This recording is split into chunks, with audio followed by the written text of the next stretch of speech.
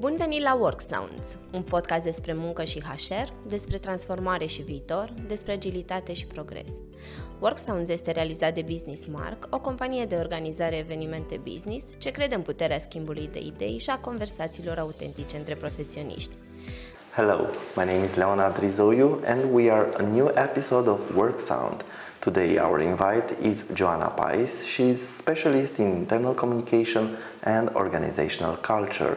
Today we will speak about the importance of communication in our organization. Joana, welcome to Bucharest.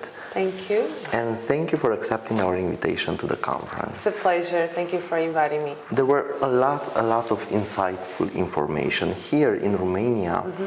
We have a lot of multinational companies and we are bringing models abroad because they are multinational from different corners of the world. So my question for you is about the general view of communication. Why it is so important, the internal communication for the strategy of the companies? So I'm biased, but I think communication is really important in the companies.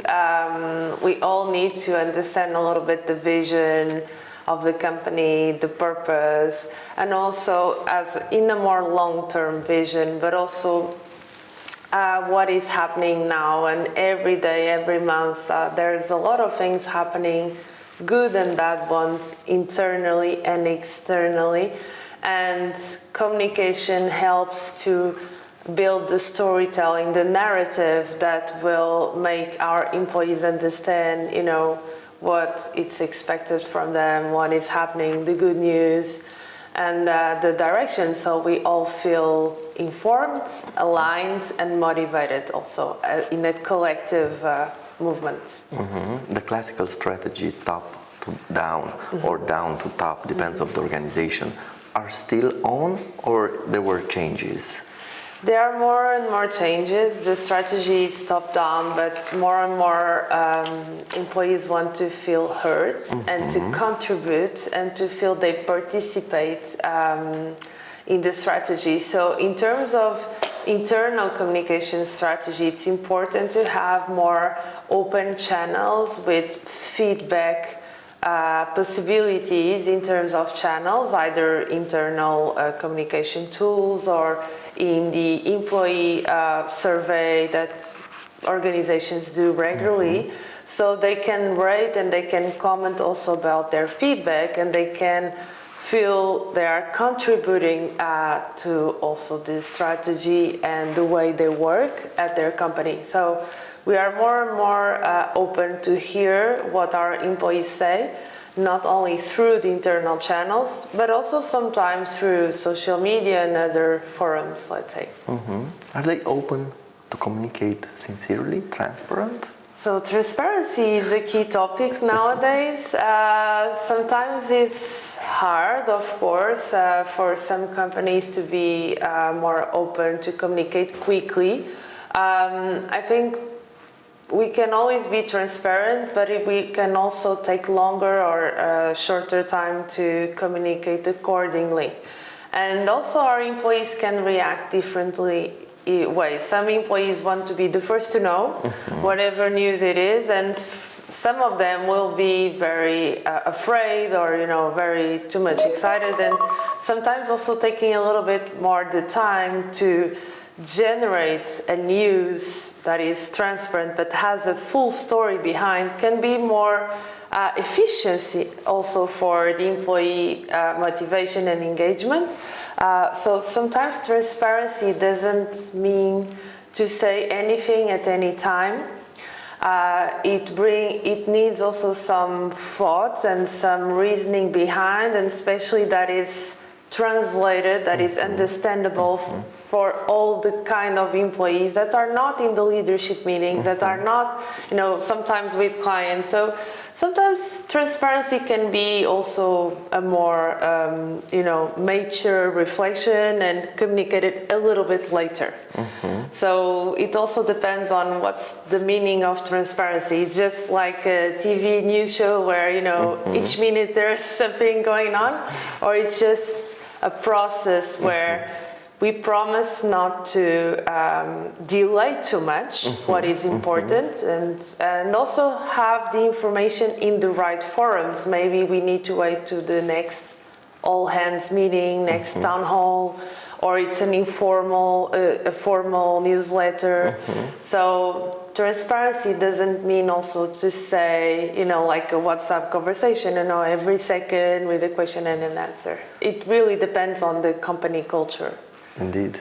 And regarding the generation, it's different channels for different kind of generations? Yes, Generation Z, they are more willing to have very quick information and short size information and more gamified and interactive ways of communicating. So it's true that, long version documents are harder to be read, and patience and time is not sometimes always there. So yeah, they require a little bit more sensitiveness to the lens, to shorter and simpler message maybe.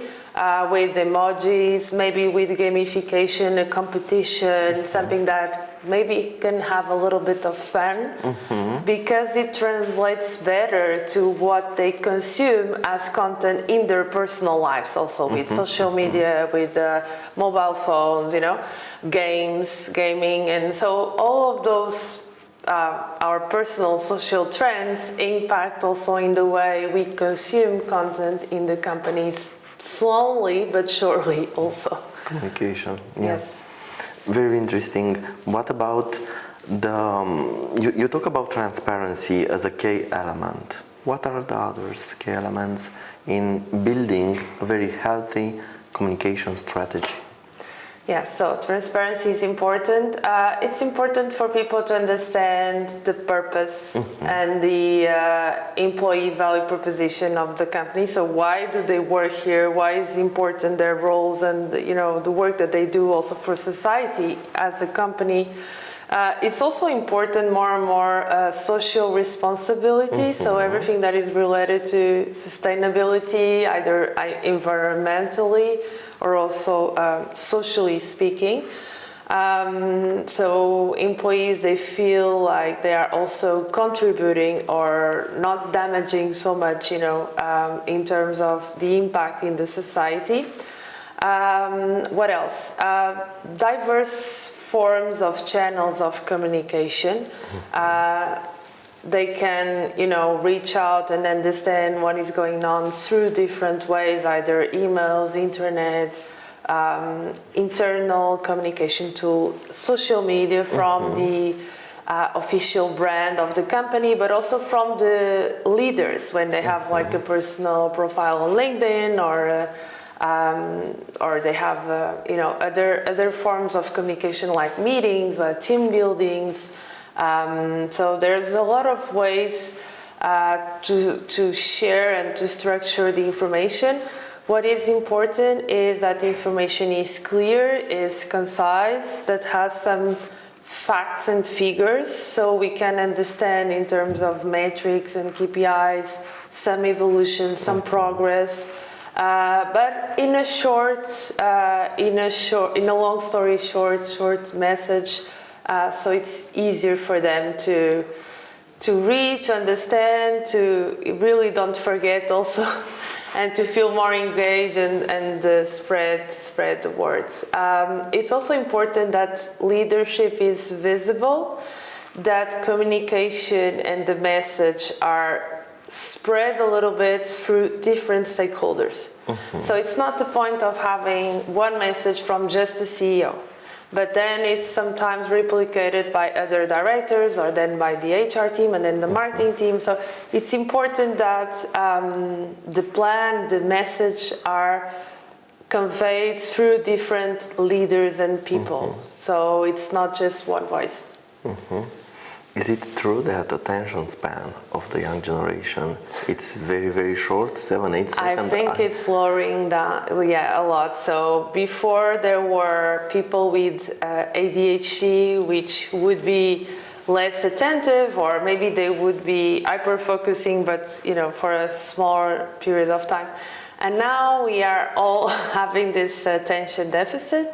I think media content is evolving a lot, so it's always about short content, very animated in terms of visuals, in terms of sounds, in terms of animations, and sometimes, okay, it's engaging, it's sketchy, but also gets us tired, I think. At the end of the day, we just get tired of so many information that can come up in a shorter time. And of course, people have more difficulties to read a long book, you know, or something that is longer. We need to read the sum ups and the highlights, you know. So it's all about summarizing a little bit the information. So yeah, I believe that we definitely need to work on shorter content and documents for people to have the time and feel the motivation to understand it, and then move to the next subject, you know. It goes very fast. And very fast. Move to the next subject very fast. Get very fast. And even, for example, if we have a video, we have to have the subtitles, right? Because we are not even listening to the audio, we are just sometimes visualizing the video, but we want to know what people are saying, but we are not hearing. Maybe we are in a meeting, or we are in the underground, or in the metro, and so it's all about having shorter content, more accessible, easy content, in several ways of accessibility: audio, reading, and all sorts of translation, let's say. Exactly. So my understanding is that you are using all the levels, all the channels, in order the message get from the organization to everybody. Right now there are 5 generations on our team, so we have to handle each of it, and the message arrives to each one. Yes, ideally we would engage with, let's say, early adopters or employees who are more social, more naturally engaged and vocal. For example, on social media, maybe they are just more extrovert also. So we would select a group of some of those employees, maybe in each generation or in each department, so also they can help to share the life at the company, the culture, the values, the news. Yes, exactly. So it's also important because employees, they also like, some of them, to do more than just their job, but also to be serving and acting as an ambassador of their company. So there are always people who are very happy to be more vocal and to share, and also to show why this is important or why this is happening. Maybe they first tried artificial intelligence tool or anything else in the company. So it's important that we work top down, but also with employee resources group, employee ambassadors, early adopters. So the message spreads out in every generation or any department, any office, etc. And any level. Any level, exactly. Of the organization. You mentioned leaders. What is the role of the leadership team or the leaders of the company to shape and maintain a very well strategic type of internal communication? So the leaders are expected to be more and more leaders, as you said, the word. So not only managers or directors, but leading people, and leading is influencing them in a very natural way, if possible, with very good communication speech. So it's easier also for them to tell the story and to explain, why certain things are like that, and why we are changing strategy, why we are doing something different, why some bad news are coming. So leaders are more and more expected to be very good communicators. So communication doesn't come only from internal communications or marketing department, but also from the business, from the leaders who work in a daily basis with employees.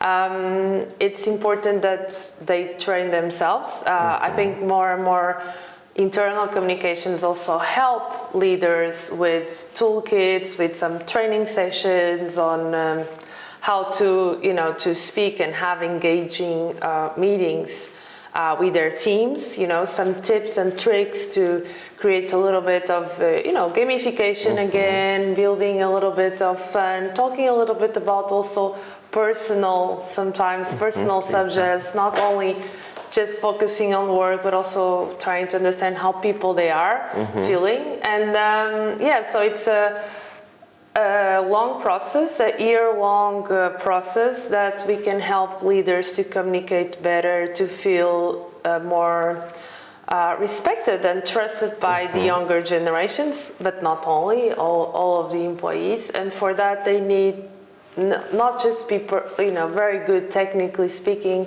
of their role, but also to engage naturally with their employees, so they feel some connection and some respect, I think that's really important. Today in the conference, it was one subject about people being involved, to feel that they take part of the decision. Tell me what impact the internal communication strategies or the OD, the organizational culture, this trend from leadership to followership. Does it impact?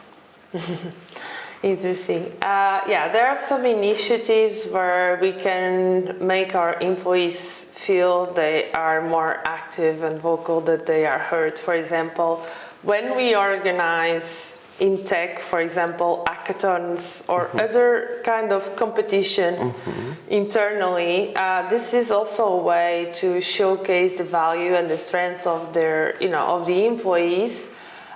Maybe they will come up with a solution, an idea, a case study that is smarter than any idea that we had at the corporate level in the normal day of our business, let's say. So sometimes it's their opportunity to help the company, and because their role doesn't enable them to go and move forward with a solution, but if we organize those community meetings, those meetups, those competitions, those hackathons, employees can stand out and can bring some creative ideas to the leadership team and participate indirectly to that. Also, there's this regular employee surveys that we do normally in the companies as a HR team, for example, where they can also comment on things that could be better, and normally it's followed by some meetings, some focus group where employees, they can share in an open space very safely some feedback that could be room for improvement, for example. And also more and more we are having in the companies employee resources group, which builds more visibility, knowledge about communities and several topics around parentality, well-being, mental health, and cultural diversity, and so on. So all of those employee resources groups are also a way to build some knowledge and recommendations informally, then to be heard and to be analyzed by the leadership team. So there's more and more this diversity of channels to have an influence and an impact internally. I understand. Joana, you have international experience. Did you spot any differences between the cultures? Does it impact? Yes, it does. So some cultures are more open to have more critical questions. For example, it's more acceptable for employees to question their leaders about some decisions or even technical thoughts and decisions, because it makes part of brainstorming, makes part of co-creation. So it's there's a psychological safety and a welcoming context to open feedback and question that decisions, right? Sometimes it's even written in the culture book. Like you can question why is it like that and why it should be like that. And it's okay, it makes part of our culture. But then in other countries and other cultures, it's supposed that if a top level leader decides something, we just are going to execute. And even if we are not sure if there could be any kind of changes or, you know, maybe some small edits, we don't feel like we should ask, because it's almost showing a lack of respect.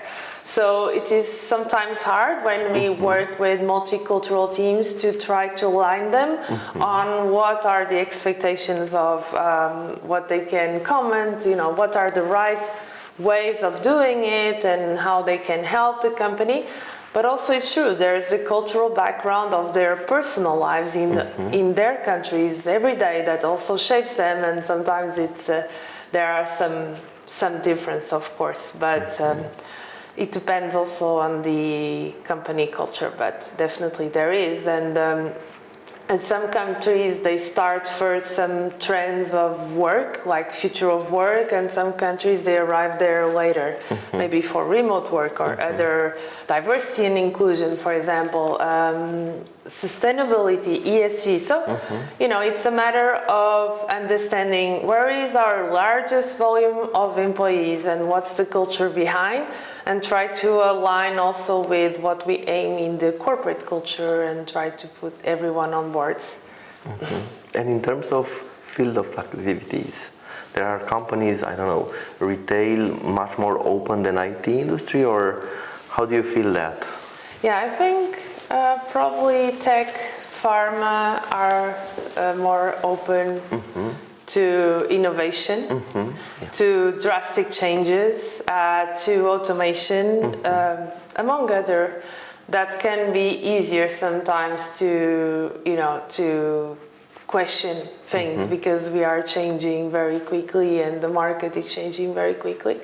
So maybe in those kind of industries, it's, you know, it's more welcome that we question things, that we ask why. Other industries which were more traditional, maybe, they have longer history backgrounds. So longer history means that, well, we always done like that and it was a success, right? So sometimes it's like harder to go in a different way, or to have employees be more vocal. But at the end of the day, all industries will align sooner or later, somehow. Exactly. How was remote and hybrid? Does it impact? It was harder to do the internal communication strategy? Of course. I think remote work is a wake-up call on how communication works. Sometimes in the past, maybe we thought, okay, we get into the office, we are all there, so we are communicating because we take a coffee together and then we sit on a meeting room and things work. That's the way we work. And with the pandemic and with remote work, we start to realize that not having this in-person gatherings, we had to plan and to be very intentional. So I think it brought some professionalism further to the communication strategy, to the leadership, because then we had to be very clear in a written way, and shorter way if possible, because again, we cannot just translate everything from the office to the written way. And also we had to be very intentional, like we could not forget people just because they are in their PCs or because they have their camera off, or, you know, it's important that remote work really helps to think and strategize better the communication plan.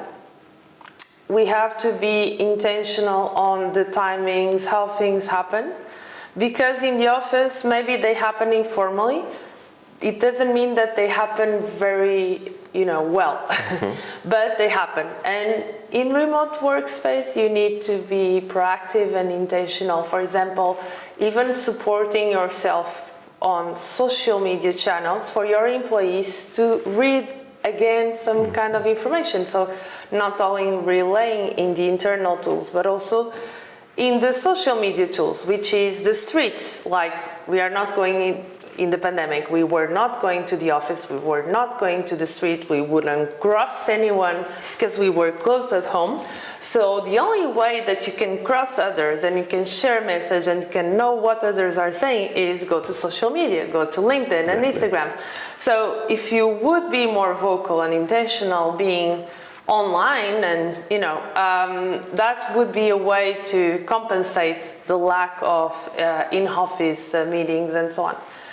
And now in this hybrid work environment, what is important is that we don't forget people who are remote, because, for example, if we do a meeting here with 3 of us here in person and 1 person is on the TV, in the PC, we will forget that person at some point. Mm-hmm. The conversation will start here and that person can be having more difficulties to keep on the conversation and to be seen and heard. So sometimes going to the office is not the best to have meetings with calls, with people remote involved. Mm-hmm. Sometimes it's better to be at home because we are more equal one to each other. When we are in the office, it's better that we are all in the office, that we can do some in-person activities, that we are not always, depending on the PC and the calls on Zoom, for example. Mm-hmm. Very interesting information and insightful information, Joana. Now, at the end of our podcast, how looks the future for internal communication? I believe internal communication will keep on being the center, the highway of information for the company, hopefully. A very important highway where we can know everything that is important about the company. Also, it means that people who work on internal communications have more and more complete profiles. They are also looking into sustainability, ESG, they are looking to diversity and inclusion, they are looking to employee experience, because it's communications is also part of the experience, so experience should be connected. So I believe that there's a bright future for internal communications, but which requires a larger scope of a lot of expertise that we add into the scope of communication. For example, ways of work, how we organize ourselves with remote, hybrid, etc. So I believe that in the future it's even more a complete role for the company with wider and richer outputs and achievements. Looks amazing and looks bright from my point of view. Thank you very much, Joana, for all the information. It was a very nice and interesting discussion that we have, and for sure people who are following our channels will find very useful information for their organization. Joana, thank you. Thank you so much. And thank you for accepting our invitation to the conference and to this podcast. For you, our followers, please share. If you find interesting, please comment, and we are answering to all the questions that we are receiving from you guys. I'm Leonard Rizoiu. Thank you for watching us. Mulțumim că ați ascultat Worksounds, un podcast BusinessMark.